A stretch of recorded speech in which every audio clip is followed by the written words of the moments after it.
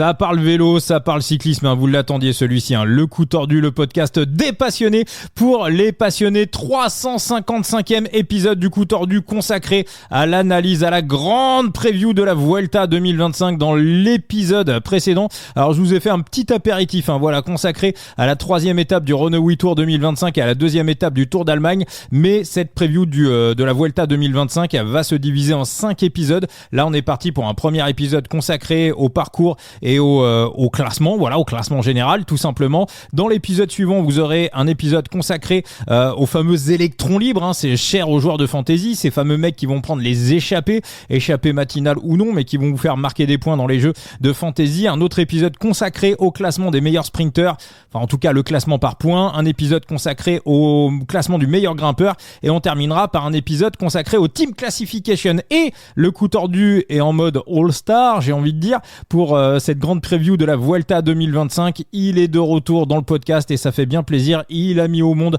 son deuxième petit garçon, il s'est bien remis, il est en pleine forme, il est pressé de vous retrouver, Monsieur Enzo, alias Phoenix. L'enfant va bien, Enzo?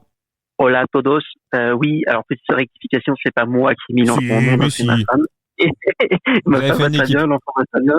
Les deux vont très bien, tout le monde va très bien. Bon, magnifique. Et très content de enfin pouvoir vous retrouver. On est content de te réentendre, Enzo, pour cette grande preview de la Vuelta qui va partir d'Italie, hein. Ça quand même, c'est important de le préciser. Et bien évidemment, le plus passionné des passionnés, il est dans la place pour ce Coup Tordu, Monsieur Latib, alias Thibaut. Comment tu vas, mon Thibaut? Suis-je vraiment le plus passionné des passionnés? Oui. Oh non, il y en a quand même deux bons avec moi. Ouais. Il parle de ses chats. Ouais, c'est ce que j'allais dire. Faut dire qu'ils s'en mangent du vélo. Je parlais de vous, hein. Moi, il fuit souvent les streams pour aller dehors et gambader pendant que les coureurs sont en pleine souffrance et que moi je suis sur mon canapé. Ok Thibaut, écoute, sur ton canapé, tu es bien calé pour cette grande preview de la Vuelta 2025. Moi, j'ai envie qu'on attaque direct, les amis, et Enzo, comme ça fait un petit moment qu'on t'a pas entendu dans le podcast, et c'est vrai que moi, il y a toujours un moment que j'adore, on n'est qu'à la 3e saison du Coup Tordu en même temps, hein, mais c'est vrai qu'il y a toujours un grand moment pour moi, c'est quand je t'écoute religieusement nous donner le parcours du Giro. Alors là, c'est pas un Giro, c'est une Vuelta, mais une Vuelta qui part d'Italie. Donc Enzo, je te laisse la main pour la preview pour le parcours. Allez, bon, si tu veux, Thibaut, on se fait moitié-moitié. Oui, vas-y. Si t'as la flemme, tu le dis. Allez, en équipe. Allez, je fais la première moitié, tu fais la deuxième. Alors, du coup, départ d'Italie et Turin qui va accueillir le grand départ.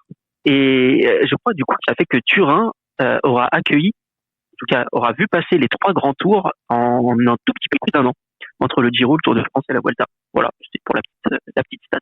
La première étape du classique, hein, pour les sprinteurs. Honnêtement, en Italie, il va pas y avoir grand-chose à se mettre sous la dent. Ça va être des étapes qui ressemblent beaucoup à la Vuelta. Même au moment de traverser les Alpes sur la 4e étape, moi, c'est un petit peu vraiment le point négatif sur cette Vuelta, c'est que ça traverse les Alpes et que ça va être une arrivée probablement en sprint. Il y aura pas tous les sprinteurs, mais bref, on verra bien. Mais on va en discuter. Mais cette 4e étape, moi, je suis un petit peu déçu de comment ils vont tracer. Et après, 5e étape, ils vont directement en Espagne. Le chrono par équipe. Chrono par équipe, 24 km. Donc, c'est pas hyper long, pas technique, plat. Donc, les formations avec des bons gros rouleurs auront un net avantage là-dessus. Il ne devrait pas y avoir trop de surprises. Ensuite, on quitte de nouveau l'Espagne pour aller en Andorre. Alors, on va pas très loin, on traverse la petite frontière. Et après, on revient en Espagne pour une autre étape de montagne. Les deux étapes, la 6 et la 7, sont assez similaires, hein, dans la manière dont elles sont construites, avec des difficultés en début de parcours qui devraient permettre aux échappées de se former et des arrivées en altitude. Il y en aura 11 en tout et tout sur les 19 étapes en ligne, ce qui est quand même un peu beaucoup. Là, on a la Vuelta a quand même poussé jusqu'au bout son propre concept. Donc à voir ce que ça va donner, mais ça fait peut-être un peu beaucoup. 8e étape, nouvelle étape pour les sprinteurs. Donc là, faudra pas trop se louper parce que mine de rien, ils n'auront pas tant de vraies occasions que ça. En tout cas, on va dire les plus purs sprinteurs, même s'il n'y en aura pas beaucoup au départ. Mais c'est une des occasions à pas louper parce que s'ils se loupent sur la 8e, après il leur restera potentiellement la 15e, mais c'est pas sûr. Et sinon, c'est la 19e étape. Donc, faudra pas se louper sur la 8e. Et ensuite, on arrive à la 9e étape, donc la veille du premier jour de repos.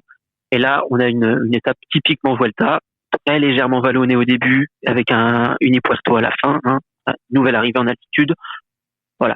Donc c'est rien d'extraordinaire sur la première semaine, malgré un passage en Andorre et la traversée des Alpes. Moi, je regrette qu'il n'y ait pas une vraie étape de montagne avec des enchaînements de cols, comme on avait pu voir l'année, je crois que c'était en 2023, quand ils étaient passés par le Tourmalet. Ils fini au Tourmalet. La craquante de Remco. Ouais, c'est un peu dommage.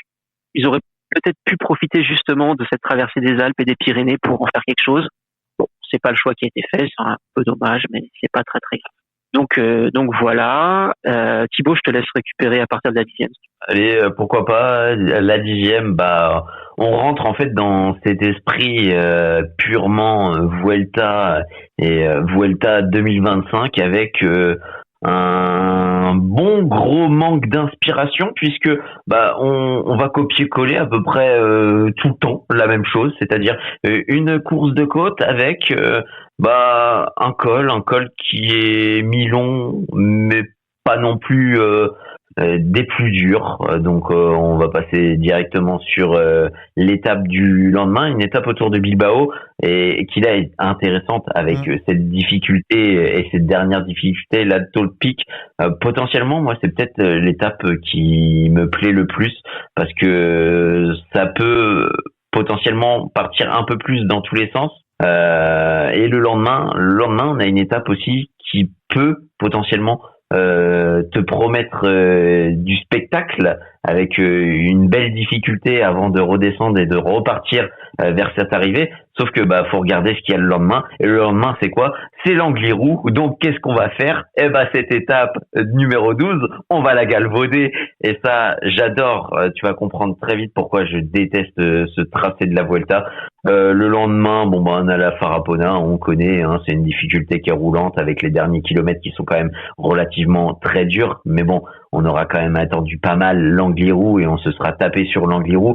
Au soir de l'Angliru, techniquement, mais même avant, on connaîtra sans doute probablement le vainqueur final parce que bon, ça va être l'un des grands moments et le moment momentum de cette Vuelta, c'est la mi-Vuelta. Après, on va partir sur des étapes un peu plus escarpées, promises aux baroudeurs avec cette étape numéro 15, étape numéro 16, une étape aussi un peu ouverte avec le Castro del Herville juste à la fin.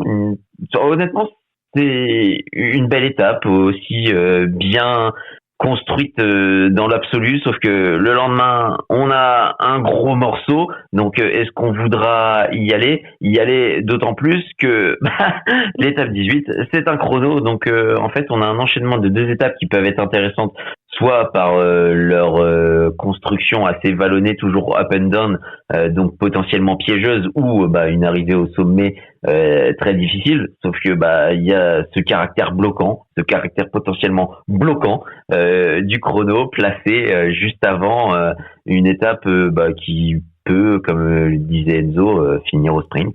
Donc est-ce que quand tu as perdu du temps, tu veux le rattraper immédiatement? Eh tu pourras pas. Tu pourras pas. Faudra que tu attendes cette 20e étape. Ouais, voilà, avant l'étape de Madrid, assez traditionnelle. Bon, je pense qu'on va se rejoindre sur un avis général de cette Vuelta avec Enzo. C'est tracé comme des manches à couilles. Ouais, après, ce qu'il faut dire quand même, c'est que cette année, sur les 3 grands tours, on n'a quand même pas eu des tracés incroyables, que ce soit sur le Giro ou sur le Tour de France. La vraie différence qu'il y a eu sur le Giro par rapport au Tour, c'est qu'on avait une start list relativement homogène, avec des mecs très offensifs. Et on s'est retrouvé avec un Giro qui était quand même plutôt plaisant à regarder. En tout cas, personnellement, je trouve plus plaisant à regarder que le Tour de France. Sur la Vuelta, il faudra voir. Moi, j'ai un peu peur qu'au général, avec Vingegaard au départ, on se retrouve avec un scénario relativement proche de ce qu'on a eu sur le Giro 2024 quand Pogačar était tout seul dans son monde. À voir. Sinon, au niveau des étapes, moi, je suis d'accord avec toi sur la 11e. C'est celle elle me plaît beaucoup. Mais mon gros souci avec la 16e, c'est son placement. Elle est tellement mal placée. C'est celle qui nous avait offert l'étape de légende là, en 2021 avec Miguel André Lopez, le qui retrait abandonne. qui abandonne pas. Bernal qui prend 7 minutes. Enfin, c'était incroyable. La victoire de Champoussin. Exactement. Ah, Elle était placée à la veille de l'arrivée. Donc les mecs, genre, c'est maintenant ou jamais, tu dois tout tenter. Là, la mettre en début de 3e semaine, alors qu'il reste Ponferrada, le chrono et la Bola del Mundo, honnêtement, je pense qu'il va rien se passer chez les leaders. Ça va faire de belles batailles au niveau de l'échappée. Et chez les leaders, ils bougeront pas. Tu la places en 19e position, elle est idéale, quoi. Ah, elle est parfaite.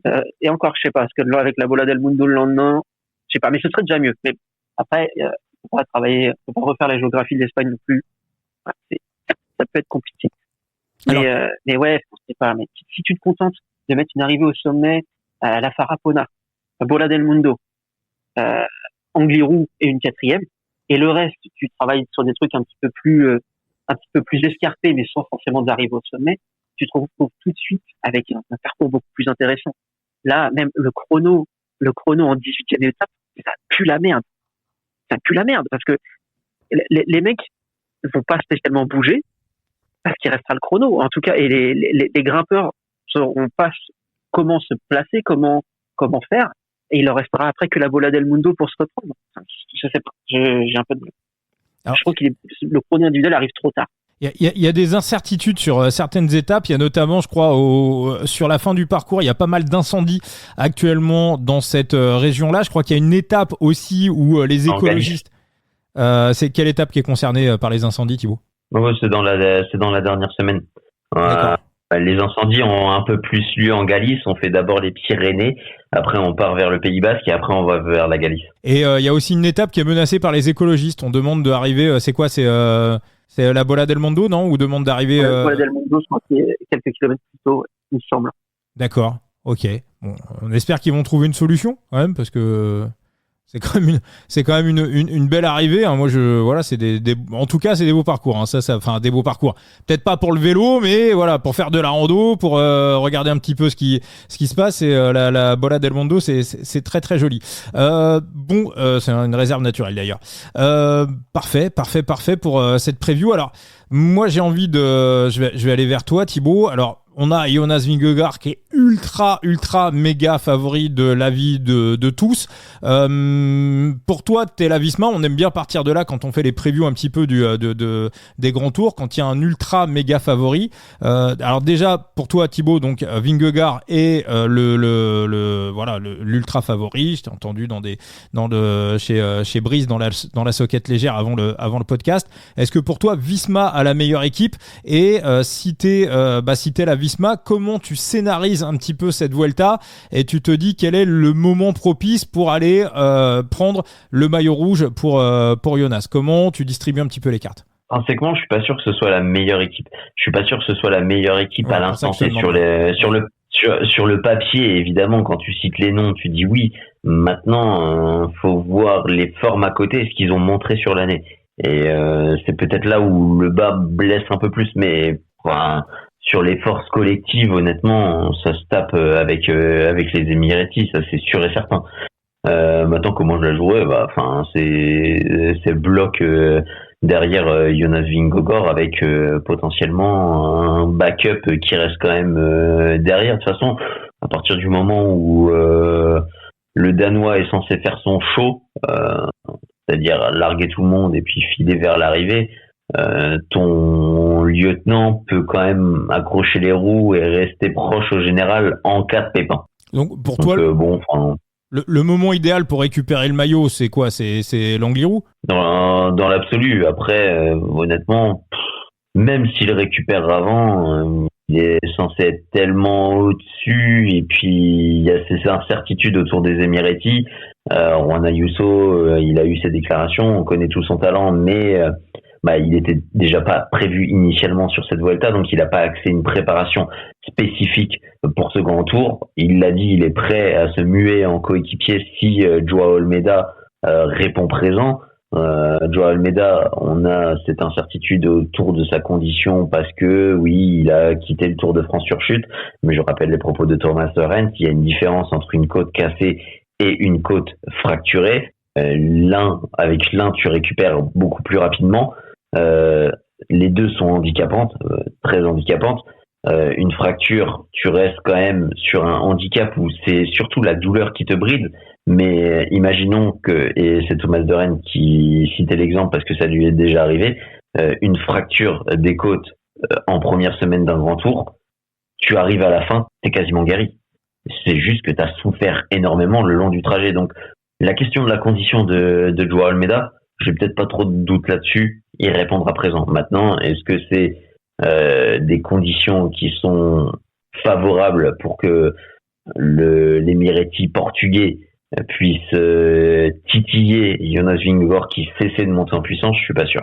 Alors, juste avant de te donner la parole, Enzo, moi, Ayuso, je vais vous dire un petit peu comment ça s'est passé, son arrivée. Je vais scénariser un petit peu son arrivée sur la Vuelta. Au départ, bon, on le sait, avec Pogacar, ils se détestent, ils ne se supportent pas. On a des rumeurs de transfert d'Ayuso, ça remonte quand même à bien avant le Tour de France. Donc le mec, il était comme nous en fait. Il était tranquillement en train de regarder le Tour de France. Il était en train de bouffer des chips devant sa télé. Voilà, pépère, tranquille, en train de chercher un contrat pour l'année prochaine. Ce qui s'est passé pendant le Tour de France, à mon avis, t'as Urska qui a dû appeler Poggi ou qui a dû le voir en lui disant « Attends, ça commence à faire chier un peu là, toutes les conneries, vas-y, en mois de septembre, on se casse en vacances, on se prend pas la tête. Ouais, t'as raison, vas-y. Là, t'as Poggi qui chope Gianetti. Bon, finalement, gros, la Vuelta, laisse tomber. Ah ouais, t'es sûr? Ah ok, d'accord, mais là, on est quand même mi-juillet. Ouais, non, mais laisse tomber, ça j'ai pas envie. Bon, Juan, bon, bah finalement, il y a Poggi qui vient pas, ça serait bien que tu fasses la Vuelta. Ah ok, super, il reste 5 semaines pour se préparer. Bon bah voilà, Ayuso il arrive en conférence de presse la veille de la Vuelta et il dit qu'il est pas prêt, ou en tout cas que c'est la première fois qu'il se retrouve sur un grand tour avec une préparation qui est pas optimale. Donc c'est peut-être pas la vérité, mais à mon avis ça c'est pas je suis peut-être pas très très loin de la véritable histoire. Enzo, toi t'es la Visma, comment tu scénarises un petit peu l'histoire et quel est le moment opportun pour toi, pour Jonas, pour aller récupérer le maillot rouge? Moi, l'Angliru, ça me paraît pas mal. Surtout qu'en plus, il l'a dit, c'est une ascension qu'il a pas encore, au sommet de laquelle il a pas encore levé les bras. Donc, en tout cas, ce jour-là, s'il y a une étape qui va gagner, je pense que c'est la 13e. Sûr. Voilà. Il aura au moins une victoire d'étape, ce sera au moins celle-là. Il y en aura peut-être d'autres avant. Parce qu'il faut pas oublier un truc avec Vingegaard, et on l'avait déjà entreaperçu sur le Dauphiné, et ça a été confirmé sur le Tour de France. Il a grandement travaillé son punch, au point d'être le seul à pouvoir suivre Pogacar. Ce qui est énorme. Les attaques de Pogacar sur des petites ascensions, enfin sur des ascensions relativement courtes, c'était le seul à être là. Donc si ça doit arriver comme ça, bon, des podiums, il peut en taper pas mal aussi. Genre, par exemple, sur la deuxième étape, à Limone, si ça arrive au sprint, alors c'est pas le plus rapide, mais si l'ascension est faite tambour battant par Visma et que tu mets tout le monde dans le rouge derrière, bon, s'il gagne, je suis pas choqué. Et il peut au final en fait gagner plusieurs étapes sans forcément le chercher. Parce que, par exemple, si tu prends la Trek, Lidl, on sait qu'ils vont beaucoup rouler pour Pedersen, ils vont aussi beaucoup rouler pour Ciccone, et en fait, à chaque fois qu'il y aura une étape où ils disent, là, on peut faire quelque chose, Visma, pas Visma, eux, ils en ont rien à foutre. Eux, ils en ont rien à foutre. S'ils disent, on a un mec qui peut gagner ici, ils vont rouler. Donc, en fait, Visma pourrait trouver régulièrement des alliés de circonstance, sans forcément le chercher. Est-ce que il prendra le maillot avant? Peut-être. Est-ce qu'il voudra le garder? Pas forcément. Mais en tout cas, à partir de la 13e étape, ouais, et de l'Angliru, je pense qu'il l'aura et qu'il le conservera jusqu'à la fin. Thibaut, si on fait 100 fois cette Vuelta avec ce parcours, avec la même start list et avec les mêmes états de forme, pour toi, Jonas, il le remporte combien il la remporte combien cette Vuelta? Donc la cote à 1,28, elle est pas value, mais presque. Bah oui, allez faire quoi. D'accord. Enzo, toi, sur 100 fois, Jonas, tu le verrais impondérable compris, tout compris. Alors, on n'est pas sur le gars qui chute le plus du peloton. Ça lui arrive, mais on n'est pas sur le mec qui tient le moins bien. Il a une grosse équipe autour de lui, donc niveau placement, il aura rarement des problèmes. Moi, je pense que je monte même presque à 90. D'accord. Honnêtement, et alors, ce qui me fait monter aussi haut, c'est que la paire Almeida-Ayuso, clairement pas les meilleurs copains du monde, peu importe leur déclaration. On l'avait déjà vu, alors je crois que c'était sur le Tour de Catalogne, il y a 2-3 ans, si je dis pas de bêtises, où Almeida avait le maillot de leader. Et le jour où ça pleut des cordes et que c'est le bordel et que je crois que c'est Carapace qui avait attaqué avec Higuita, et les deux vont se jouer la victoire. Je sais pas si vous vous souvenez de ça. Il me semble. Tour de Catalogne, il y a 2-3 ans, une étape qui commence avec des grosses ascensions. Carapace et Higuita avaient attaqué en début d'étape.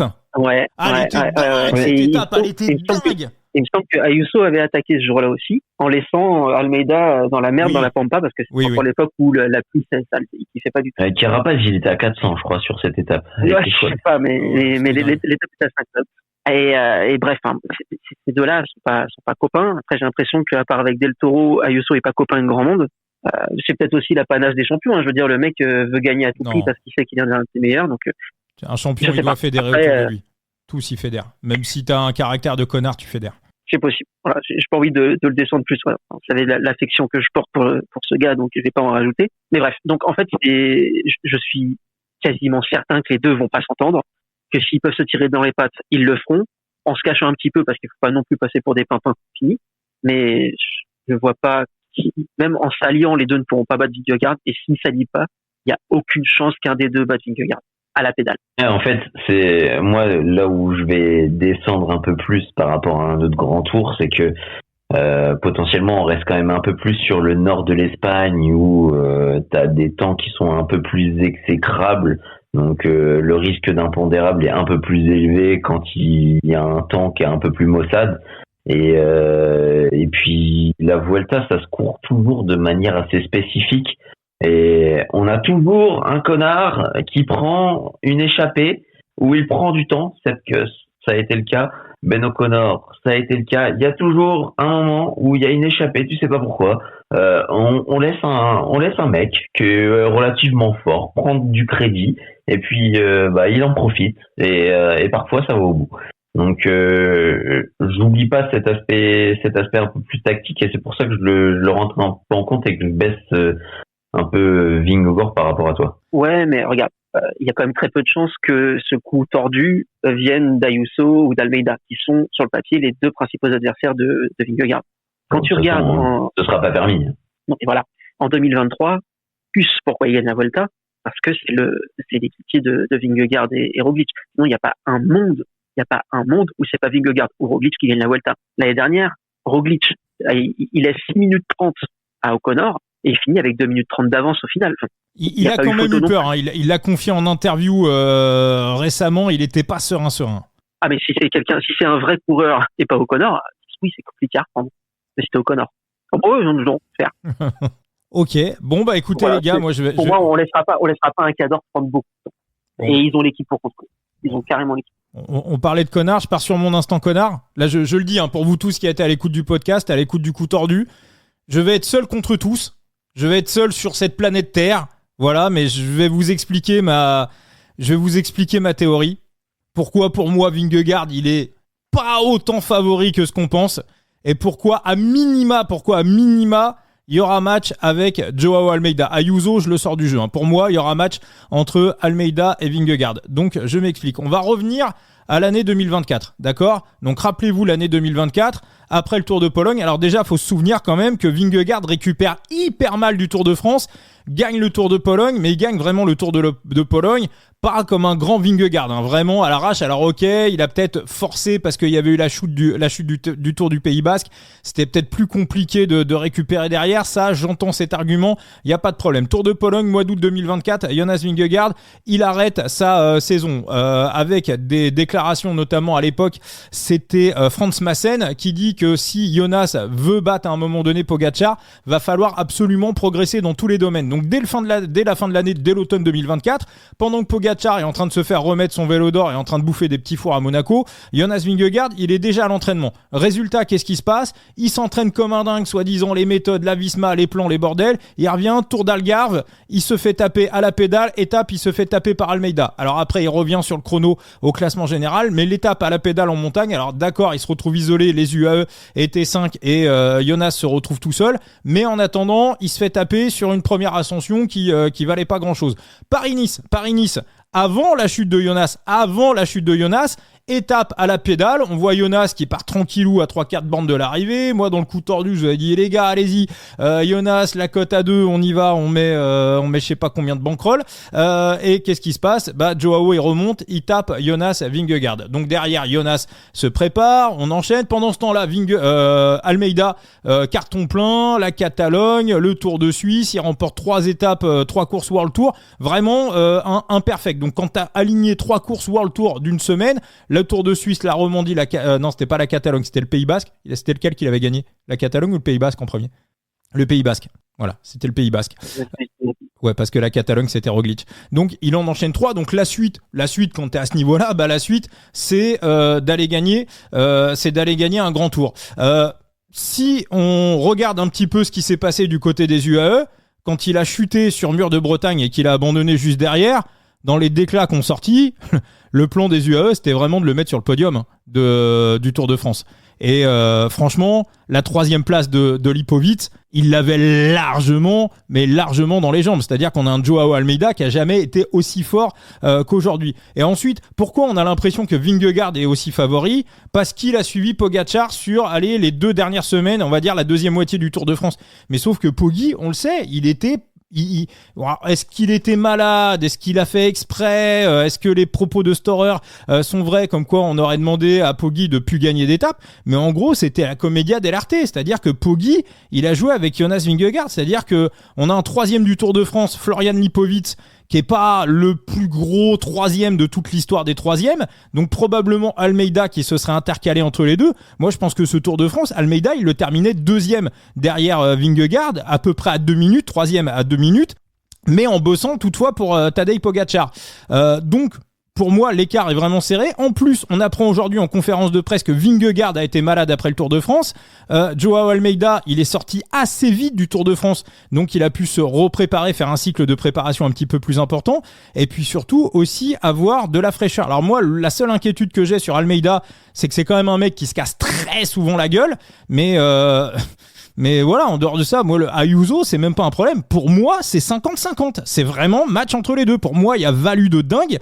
D'ailleurs, je vous le dis, c'est pris, 0,1% de bankroll, la victoire de Joao. On a du 5,50, à peu près 6. Mais pour moi, tant pis, si je passe pour un connard et si Vingegaard l'emporte avec 10 minutes d'avance, j'ai pas de problème là-dessus. Mais moi, sur ce que j'ai vu sur les 6 derniers mois, je vois pas pourquoi. J'ai l'impression que je vis pas sur la même planète que tout le monde, mais je vois pas pourquoi Almeida peut pas faire match.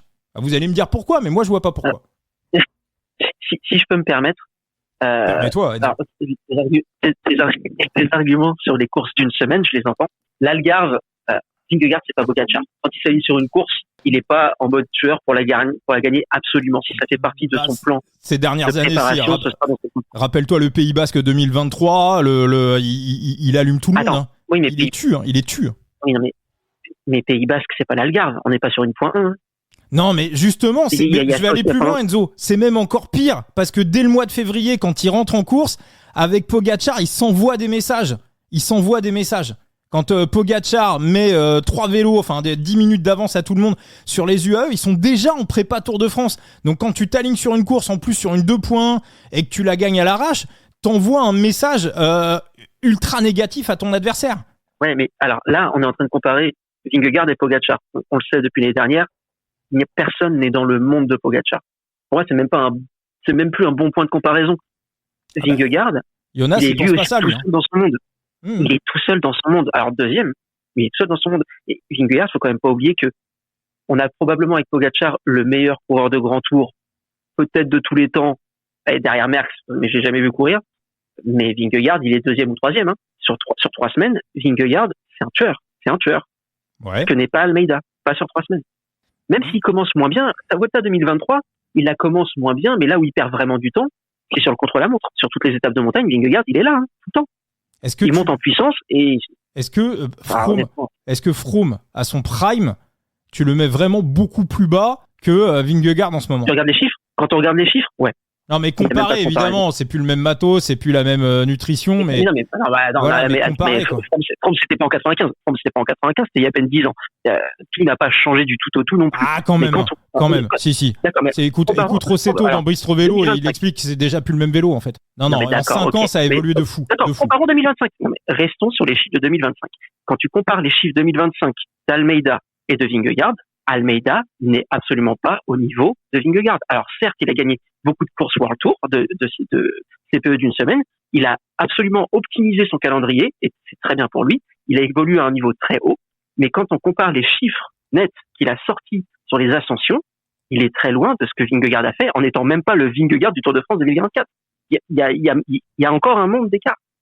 Si Vingegaard n'a pas de problème, il y a un monde d'écart. Quand je les ai vus en 1-1, 2 fois, Joao, il l'a tapé. Hein. Sur une étape d'une course d'une semaine. Je dis pas que Vingegaard va gagner toutes les étapes. Mais sur 3 semaines, honnêtement, si Vingegaard ne remporte pas cette Vuelta, honnêtement, c'est un tremblement de terre. Pour moi, c'est un tremblement de terre. Prépare-toi, Enzo. Prépare-toi. Accroche tes meubles.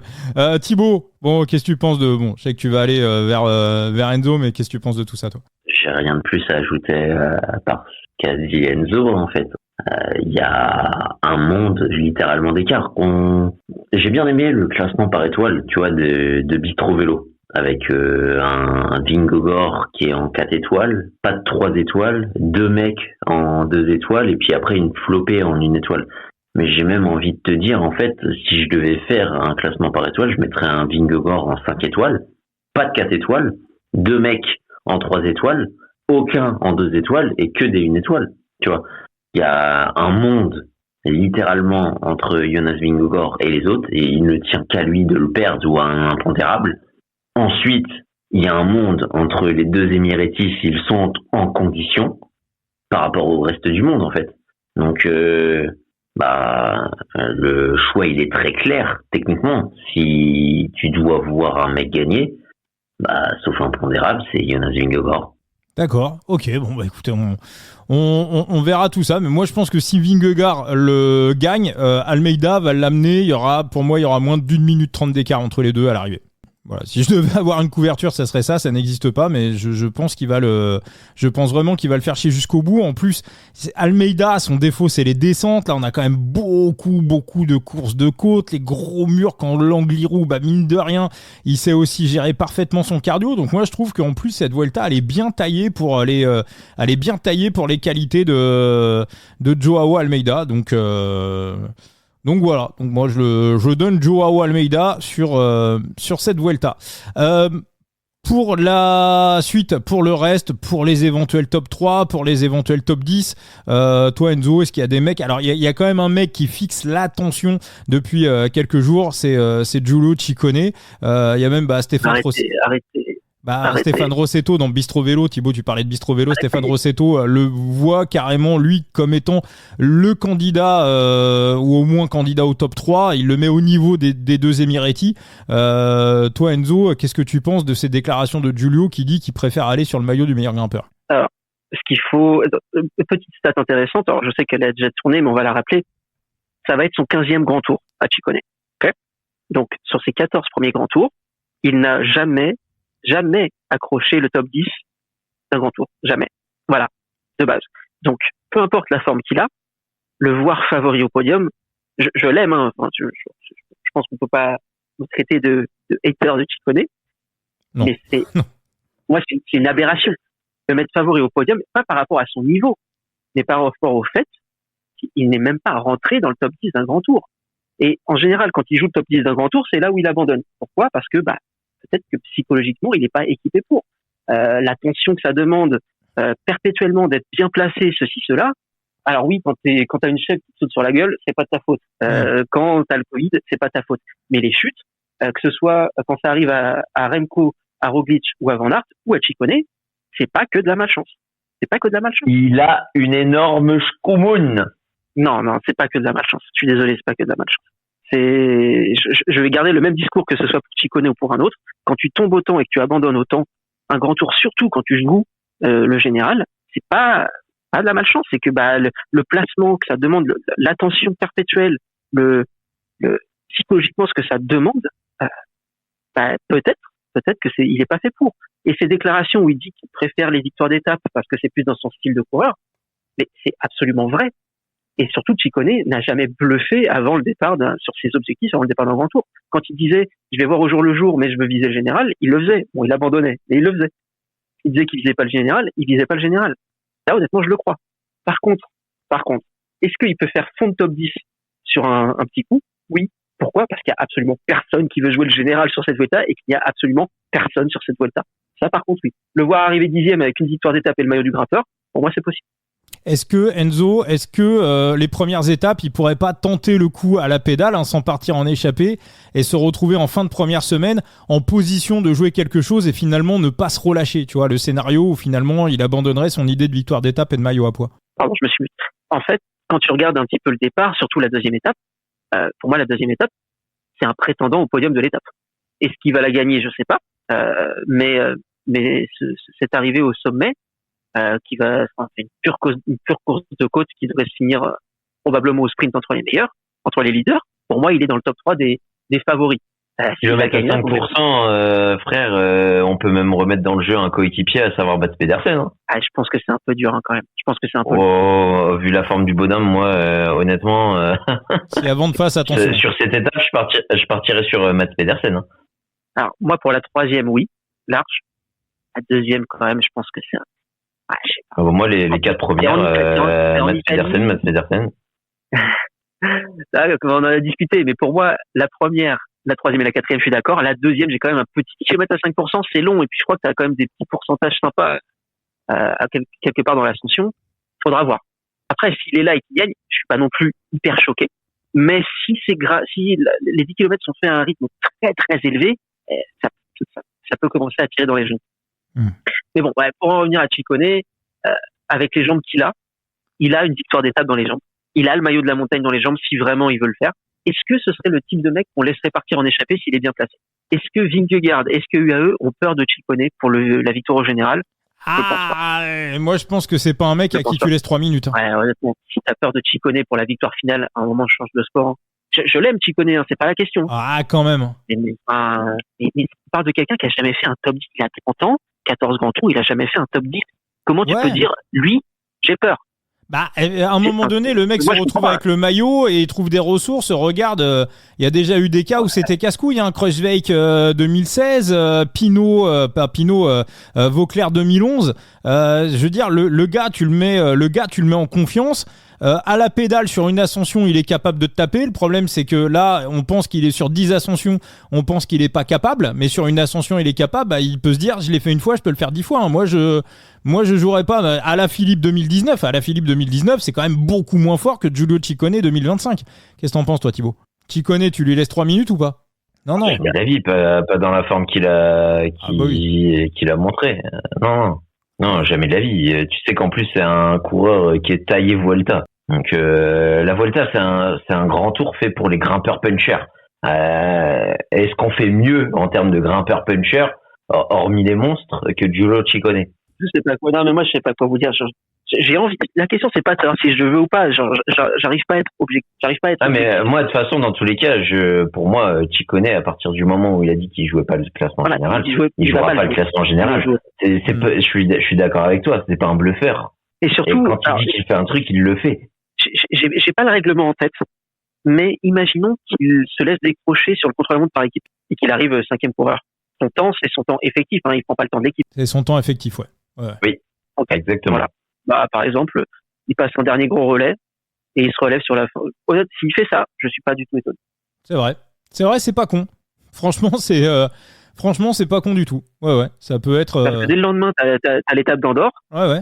S'il a un petit peu de temps d'avance, il peut prendre l'échappée parce que pour moi, cette étape, elle est typiquement taillée à Andorre pour l'échappée. S'il fait ça, je suis pas étonné. Non, en Andorre en plus, ce con. T'as dit quoi? Il vit pas en Andorre en plus, ce con. Non, Monaco. Pareil. Okay. C'est pareil. Fiscalement, fiscalement, c'est pareil. Mais bon, on sait que sur ces deux étapes, il va y avoir certains coureurs qui vont la viser spécifiquement parce qu'en plus ils connaissent les routes par cœur. Ils arrivent proche de chez eux, mais oui, c'est la moitié du peloton, ça c'est sûr et certain. Oui. Mais il y en a qui sont un peu plus taillés pour ce type d'étape que d'autres. Genre un Ben O'Connor, il y habite, mais est-ce que j'y crois? Absolument pas. Pas le Ben O'Connor 2020. On surveillera quand même, parce que moi j'ai coché un ou deux petits trucs là pour Ben O'Connor. On en reparlera dans. Mais si Ciccone finit top 10 au fin fond de la 10e place, je suis pas étonné non plus parce qu'encore une fois, il y a personne. Genre vraiment, il y a personne. On va rester sur les Italiens, Enzo. Il y a un autre coureur italien dont on a beaucoup parlé ces dernières années dans le coup tordu, quasiment depuis la création du podcast. On suit son parcours depuis qu'il s'était révélé sur le Tour des Alpes quand il avait 19 ans. Il a fait 6e du Giro, alors qu'au départ, il devait être équipier pour Primož Roglič. Je parle bien sûr de Giulio Pellizzari. Donc on rappelle qu'à la base, Giulio Pellizzari ne devait pas disputer le Giro cette année et devait se consacrer à la Vuelta. Sauf que quand on a regardé le Tour de Catalogne et qu'on a vu que quand il tirait des bouts droits dans les ascensions, il était au-dessus de Primož Roglič. En tout cas, voilà, on s'est dit c'est impossible que Roglič ne demande pas à ce qu'il vienne sur le Giro. Vous connaissez la suite, ses leaders abandonnent. Il fait 6 du Giro. Alors moi, j'étais très surpris qu'on le remette sur la Vuelta parce qu'on dit que généralement, un jeune coureur, lui faire 2 grands tours la même année, ça peut casser un peu le moteur, ça peut être un petit peu dangereux. Il est cité parmi les prétendants au top 10, voir s'il y a un bon coup de vent, les prétendants au maillot blanc, sauf que Enzo, Giulio Pellizzari, il a fait des déclarations ces dernières heures. Ouais. Je trouve que c'est très intelligent. Il a dit qu'il va aller sur la Vuelta, du coup qui avait été enlevé de son programme et remis. Je me souviens plus de la déclaration. Je sais pas si c'est l'équipe qui l'a remis ou si c'est lui qui a demandé. Ça, par contre, je sais plus. Mais il jouera pas le général. Et ce qui est très intelligent, 21 ans, première fois de ta vie où tu vas faire 2 grands tours, où tu dois jouer 2 fois le général, c'est un coup à te cramer. Et à 21 ans, c'est un peu con. Il a montré de très belles choses sur le Tour d'Italie. Alors déjà, on savait que c'était un excellent grimpeur, il l'a encore prouvé, surtout sur le chrono. Et un truc qu'il a dit aussi, c'est que le chrono de la 18e étape, il va le faire à fond. Pour se tester en vue du futur. Donc à terme, il veut être un coureur de classement général. Voilà, ça semble clair et net.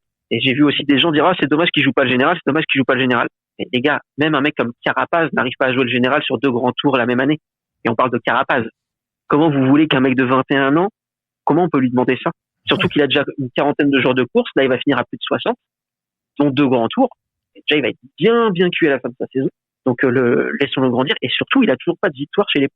Donc s'il pouvait aller chercher sa première victoire chez les pros dans une étape de montagne sur la Vuelta, je pense que ce serait pas mal. Ouais, ça serait très très bien. Ça sera mon deuxième pick après Joao Almeida. C'est le match-up au classement général de Félix Gall devant Giulio Pellizzari. Félix Gall qui est outsider. Pour moi, c'est très très bon à prendre. Il y a du 1,98, 0,25% de bankroll pour Félix Gall au classement général devant Giulio Pellizzari. Toi Thibaut, au niveau des top 3, des top 10, est-ce qu'il y a des coureurs sur lesquels tu as mis le marqueur? Est-ce qu'il y a des choses qui t'intéressent? Moi, mon interrogation principale, en fait, c'est un coureur qui fait pas parler de lui dans cette start list. Alors, c'est peut-être le même que moi, parce que là, il y en a un qui m'intéresse. On va voir si on parle du même ou pas. Vas-y, Thibaut. Le truc, c'est qu'on parle beaucoup, par exemple, de Tiberi, de Yann Bernal, de Jay Hindley, de Buitrago, de Ben O'Connor. Comme je t'ai dit en début de podcast, c'est que Jonas Vingegaard, il sera souvent accompagné par son dernier fer de lance. Et puis après, une fois qu'il a lancé son truc, son coéquipier de luxe peut quand même s'accrocher et aller faire un résultat. Et au final, est-ce que sur les forces intrinsèques, en se disant que de toute façon, dans tous les cas, j'ai du mal à croire à un Juan Ayuso, au vu de la concurrence à côté, moi, honnêtement, j'écarte pas du podium le fait qu'il y ait 2 Visma Leasebacks dessus et Matteo Jorgensen, avec ce qu'il nous a montré aussi sur les années précédentes.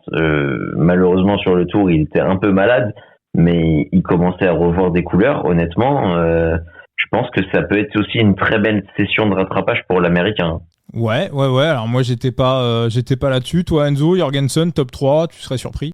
Non. Alors, moi, en fait, dans mon top 5, j'ai Vingegaard, Almeida, dans l'ordre. Et mes 3, 4, 5, en fait, ils sont plutôt interchangeables. J'ai mis Tiberi en 3, Ayuso 4 et Jorgensen 5. Mais c'est 3 places pour moi qui sont interchangeables. Et Jorgensen en podium, ça me choquerait pas. Moi, je vais vous parler d'un gars. Dont personne. Alors là, c'est pour un top 10. Vraiment, personne n'en parle pour le top 10. VPP, Valentin Paré-Peintre. Alors, je m'explique. Valentin Paré-Peintre, donc déjà, ça a fuité un peu dans 2-3 podcasts. Déjà, il s'est barré de la Décathlon AG2R parce qu'il trouvait que c'était un petit peu trop militaire, la nouvelle organisation.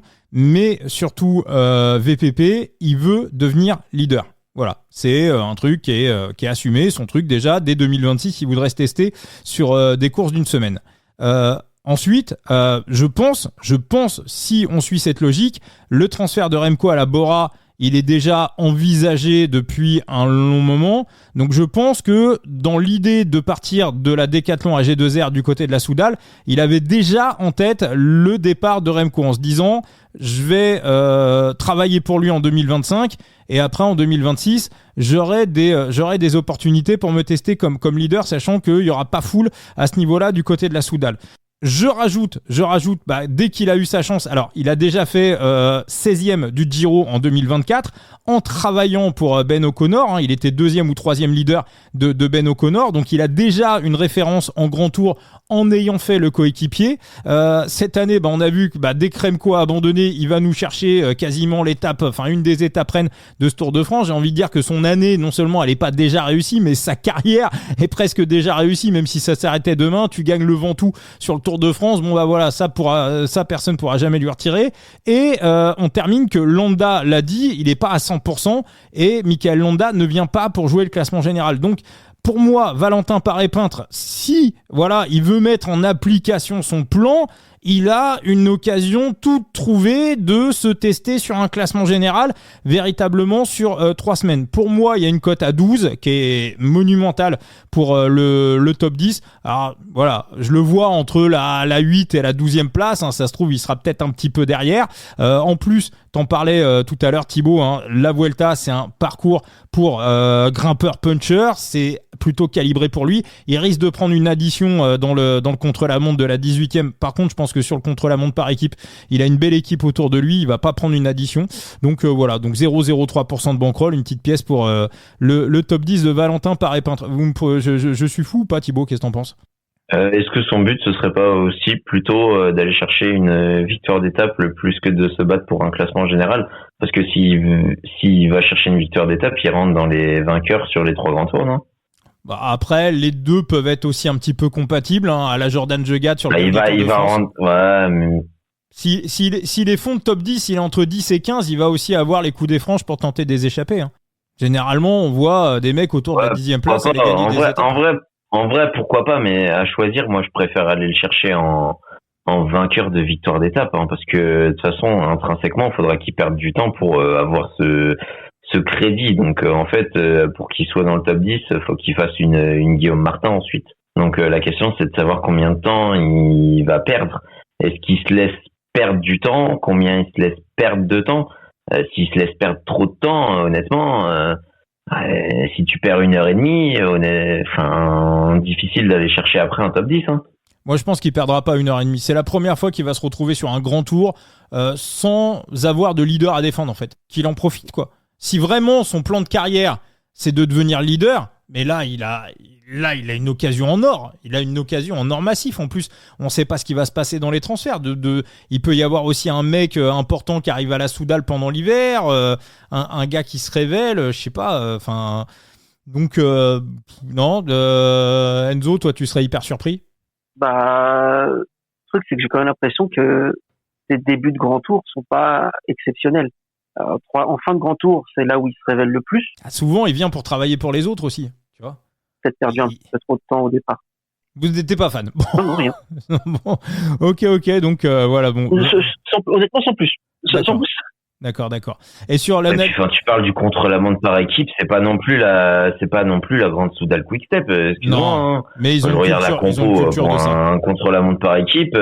Oui, non, tu peux avoir une culture, mais si t'as pas les coureurs, ça sert à quoi? Parce que hormis Charman Reindering, frère,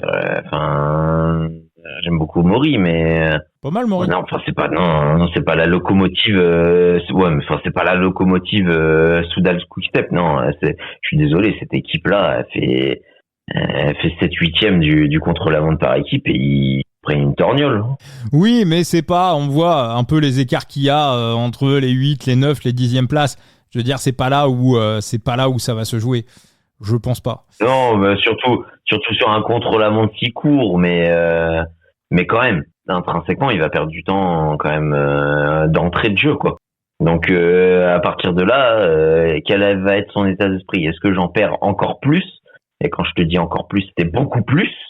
Ou est-ce que j'essaye de me battre, tu vois? Mais je pense que quand même l'objectif principal, c'est pas de se battre pour un fond de top 10, c'est vraiment d'aller chercher une victoire d'étape. Ok. Là, il a une occasion quand même relativement en or, hein, de rentrer dans un club très fermé et très rapidement.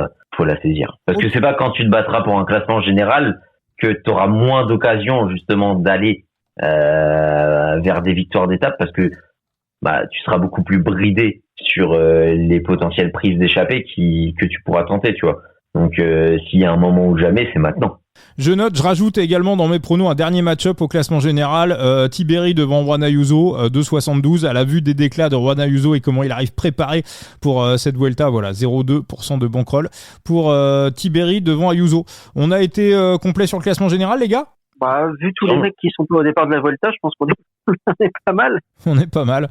Et un grand merci à Thibaut et un grand merci à Enzo pour ce 355e épisode du Coup Tordu consacré à la grande preview du Tour d'Espagne de la Vuelta 2025. Donc on a fait le classement général, on a fait le parcours. Restez là, hein, vous avez un nouvel épisode, le 356e épisode du Coup Tordu consacré aux électrons libres, cher aux joueurs de fantasy, notamment aux joueurs de Side Limit. Donc il y a rien à toucher, hein. Logiquement vos plateformes de podcast devraient vous enchaîner l'épisode suivant automatiquement, et pour ceux qui nous écoutent sur YouTube, voilà, petite manip à faire et vous aurez immédiatement le 356e épisode du Coup Tordu.